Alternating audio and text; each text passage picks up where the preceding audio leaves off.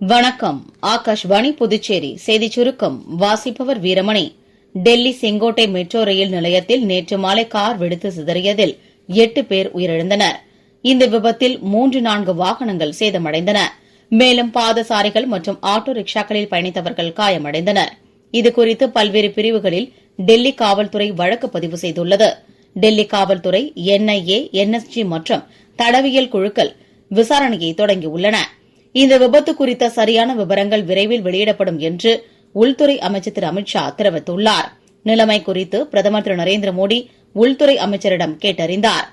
குடியரசுத் தலைவர் திருமதி திரௌபதி முர்மு, துணை குடியரசுத் தலைவர் திரு CP ராதாகிருஷ்ணன், பிரதமர் திரு நரேந்திர மோடி, பாதுகாப்புத்துறை அமைச்சர் திரு ராஜ்நாத் சிங் ஆகியோர் விபத்தில் உயிரிழந்தோரின் குடும்பத்தினருக்கு தமது ஆழ்ந்த இரங்கலை தெரிவித்துக் கொண்டனர்.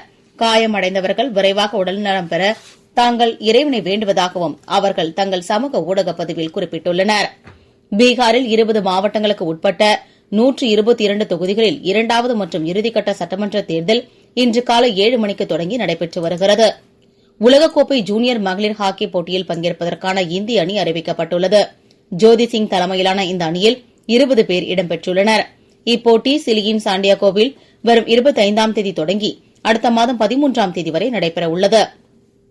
புதுச்சேரி வில்லியனூர் மரப்பாலம் மின்பாதையில் பராமரிப்பு பணிகள் மேற்கொள்ளப்பட இருப்பதால் இன்று காலை 10 மணி முதல் மதியம் 2 மணி வரை தக்கக்குட்டை, திருமலை தாயார் நகர், வாசன் நகர், மூலக்குளம், உழவர்கரை, சிவகாமி நகர், கம்பன் நகர், மரியாள் நகர், தேவா நகர், செல்லம்பாப்பு நகர், வயல்வெளி நகர், தியாகப்பிள்ளை நகர், அன்னை நகர், அபிராமி நகர், ஜெயா நகர், கமலம் நகர், அணக்கரை, புதுநகர், தட்சிணாமூர்த்தி நகர், கல்யாண சுந்தரமூர்த்தி நகர் மற்றும் அதனை சார்ந்த பகுதிகளில் மின்தடை ஏற்படும் என மின்துறை அறிவித்துள்ளது. இத்துடன் இந்த செய்திச் சுருக்கம் நிறைவு பெறுகிறது.